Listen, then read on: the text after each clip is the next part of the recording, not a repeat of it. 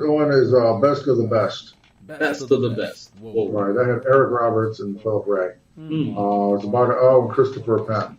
It's all about the American Taekwondo team that they had put together. Oh, and James Earl Jones is in it as well. James Earl Jones. Man, he's in the Sandlot too. Yep, that's funny. 2 of our movies had him in it. Darth Vader, man. Yep.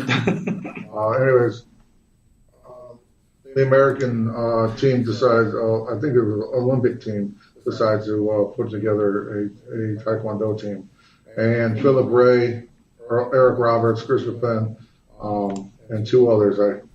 I know that Sonny Grasso was one of them. Anyways, to go up against the Korean team, and the Korean team is fucking smoked. They're badass. So, underdog story. Basically, they're going up against the best of the best of the best. Kind of like a group of men becoming a team. Oh. And what it means to be a team, and in certain people's line of work, being a team is something that we don't see very often. Well, we talk about it, right? One team, one fight. Right, but we don't see it very often. Yeah. Which kind of, right now, I just watch it because after the 4 officers that were in the Parkland shooting chose to not do anything. That's one of the things that it was happening when I was sick and in the process of moving. And, man, I wanted us to get together and talk about that because I thought, at first, the news were all over the place. I thought it was just an armed officer. But then I find out that they're like from the sheriff's department. They were sheriffs. I'm like, what the fuck? Right. And see, the guy. I wasn't going to touch it on the show. I'm trying not to. Like I said, that's why we said first show back. Let's do some feel good shit. Right. But so much bullshit out there right now. Yeah, So okay, I see what you mean. Best of the best, huh? Yeah, and through their becoming a team and showing what honor is all about. Yeah. Some things have to transpire. I don't know if you've ever seen that one, but if you haven't, everybody go watch it. You can buy it for $1 probably. It came out in I want to say like 87, 88, somewhere in that area. I noticed when it comes to feel good movies, we're like back in the day too. Right. Because let's see, my last one is Trading Places with Eddie Murphy and Dan Aykroyd. I haven't seen that one in years. That whole the way they just experiment with people's lives. I mean, the Duke brothers and how eventually Eddie Murphy and Dan Aykroyd team up and get back at them basically. Right. What is they bet $1 that they could take a person from basically the ghetto and teach them how to run their empire. Their pimpire. Right. Empire. Their pimpire. Well, basically that's what he said. So you guys are bookies. And they're like, yeah. Commodity traders. Dude. Yeah, I'll have to go watch that one again. Yeah. No, that's a long time. Yeah, I know. I remember. Well, I remember watching it when I was a kid when it first came out, and they would kick us out of the room whenever that scene where Jamie Lee Curtis goes to bed with. They just show her taking off her top. But back then it was like that was risque. Now we got big bondage and. Yeah, there's all kinds of stuff that. Jeez. My last one is I don't know. Don't think less of me. This is a sappy motherfucking one. Dude, it's gonna make you fucking cry. Pursuit of Happiness with Will Smith. You know what? That's I saw that. Yeah. That one. That's my list. So like that one. Yeah, that one's. No, I totally. We can totally understand that. And that scene where he's in a bathroom stall. Yeah. Or in a bathroom with his foot up against the door and his son is sleeping and he's crying. Yeah. That. Any one of us that are parents that have been poor. Yeah. Being that. Thank God I've never been to that point where I'm like practically homeless and hiding. He wasn't practically homeless. He was homeless. No, you see, when they stole that machine from me, he chased the guy down and like that.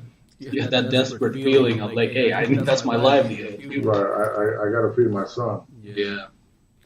And then to kind of have it all. Hey, doesn't he go into stocks and bonds? Yeah, he it's just funny. We talked about trading places. So one of my last your last movie is also about he ends up. Yeah, he gets that internship and fucking ends up being really, really good at it. And, becomes a multi-millionaire several times over. Damn. Yeah. Well, hey, I'd like to get a shot at something like that now. The stock market is crazy, man. Well, the only thing I can help you out with is a shot in the mouth.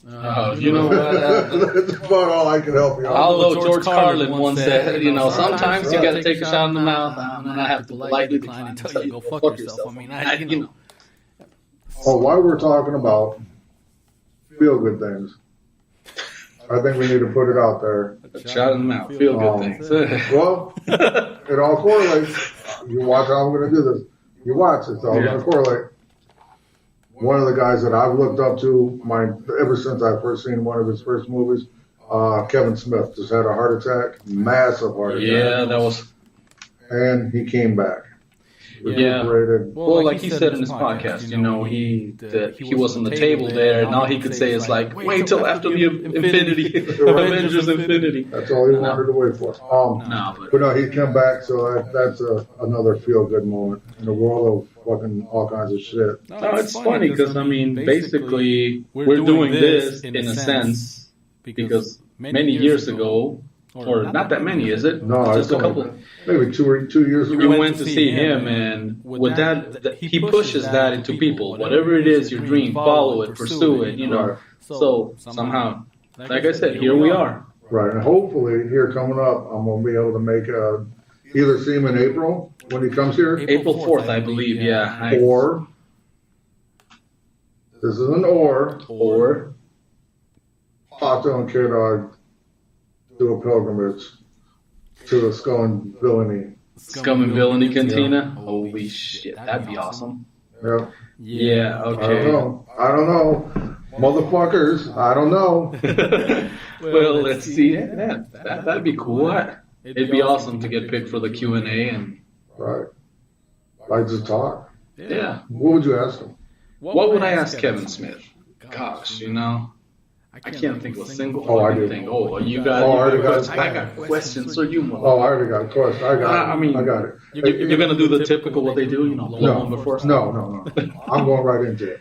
And in fact, I would blow Mark, his co-host. I don't think he gets enough credit. That motherfucker's one. Gosh, yeah. I really don't. He sits there every time they do a podcast. We're talking about Fat Man on Batman. Fat Man on Batman, yes. I talk with Kevin Smith and Mark Bernard. I don't think he gets nearly the credit. Every night they do this show, twice a week, and people come up there and just blow Kevin throughout the Q&A the whole time. And then they ask a question, and Kevin Smith has to keep saying, hey, make sure it's for both of us. It has to be for both of us. Well, Kevin Smith, Bluntman, obviously he's the face of that. Right. But Mark. But Mark, just every day he comes with his top. No, he brings them. He's a writer. He's right. Yeah, he's everything. Very smart man, and Fat Man on Batman would be the same without him. Right. And let's face it, I don't know. We're not trying to sound like them, but I do listen to them a lot. So I do too. So obviously, we try to play off each other. They have a really good chemistry. Yeah. We try to do the same thing. Pretty much. Well, my questions, I have two of them. It would be a two-part question. Okay. Now, both of these questions would be, if your life depended on it, like if you did not do said thing, you would die. Period. No coming back. Do not pass go. Do not collect $200. All right. You have to do two things in order to live. Number one, you have to fuck a famous person of the same sex. Who would it be and why? Number two, you have to fuck an animal. Who would it be, which one, and why? Wow. I'm going to floor them. I want to ask a question to where they're going to go, that's my motherfucker right there. That motherfucker. He didn't blow nobody. He just came out swinging. He just came out swinging. Oh, well, shit. Yep, that's what I wouldn't know what to ask. That would be my question. And if y'all are wondering, it would be The Rock. Why? Because after he got done fucking destroying my butthole, he's strong enough he could hold me and coddle me as I cried. And if you're answering in case he flipped the question. Right. And if anyone want to make up fun of me, well, The Rock can do that. because he's a fucking rock. He's that one with a guy. I don't know about that. Two, an alligator. You know what? It's my life. I'm dead. I'm sorry. An alligator. I'm sorry. No alligators, no rock for me. That's it. Listen, I'm not. I don't want to leave this world. I'd be like, I had a good run. Yeah, but listen, if it's the rock, listen, you're gonna have all kinds of money. No. And alligator, because anytime somebody says, "Look at how deadly that," oh, crikey, look at how deadly the crocodile is. I fucked it. Good old Mother Goose. Yeah, you just. No, I think, like I said, but Pato goes goodbye. He's not doing any other challenge. Pato dies. I'm like, no, I'm sorry. Even with the eyebrow thing, he's not that sexy. It doesn't matter if he is or not. He just beat everybody up and buy my silence. By my silence. Yeah. Alrighty. That's how it is. That's how it goes. That's how it goes. But no, I'd probably ask him some stupid shit like that. Seriously, like I said, to be honest, if we were in that situation, Fat Man on Batman or any, right? I wouldn't know what the fuck to ask if I got picked. I'd be like, Kevin Smith, yeah. I think in all seriousness, I would have to ask, where do you find the motivation to do this grind day in and day out in order to do what you love? Because what we're doing right now, I love doing. Oh, ditto. But there's a lot of other than this that goes along with it. Oh, yeah. And I don't love that part. I don't. Hey. I want to hire a social media manager. Yeah, we need money for that kind of shit. No, I was talking to my daughter about doing it. She's fucking brilliant when it comes to all of that. That reminds me of this cat, Little Number One with the Coke, I almost had him on the show because he told me that Fat Joe was producing him. I was all excited about it. I got a hard on till I found out that Fat Joe was his little nephew down in the South Side, 12-year-old, making beats on his little GarageBand, the laptop. Whatever works, man. Yeah, I don't know. My daughter's a whiz when it comes to that shit. She got like 10,000 followers. Holy snap. Yeah, like she's on Instagram. Well, hey, Twitters, Snapchats. Well, hey, why not? I told her, I said, listen, every episode I'll give you $20. Hey. You just put it out there 5-6 times a day for a week. Alrighty then. Hey, that's maybe you got something there. I don't know. Well, we'll see, man. Like I said, yeah, this the whole trying to get out there and self-promote, I feel like a whore. Yeah, pretty much. It reminds me of that old Ice Cube song, where it's like, please listen to my demo. Please listen to my demo. I want to get to the part where it goes from, it went from listen to my demo to get the fuck out of my limo. Me too. I want to get there too. Yeah, but like I said, it takes work. I mean, and I've been doing it on social media, but I mean, like Twitter. I think on the PDGP Twitter account, there's like 2,000 followers. How many of those are real? I have no fucking clue. Because, I mean, you got all of a sudden, you get all these people like, oh, such and such follows you. Right. Then you go into their profile and you're like, something funny about this cat. Or it's a link to a porn site. Well, either way. Like, where's the downside? You say this like it's a link. You just, what was it? I was just saying, in this situation, we're trying to get listeners, obviously, and the porn site's trying to get viewers. Hey, we can work hand in hand. Yeah. The only problem is nobody wants to see what I got. Oh, gosh. Here we go.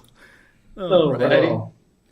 No, nobody does. Nobody. I was going to say maybe my old lady, but no. Oh, come on. So, yeah, that Friday. So, what do you say?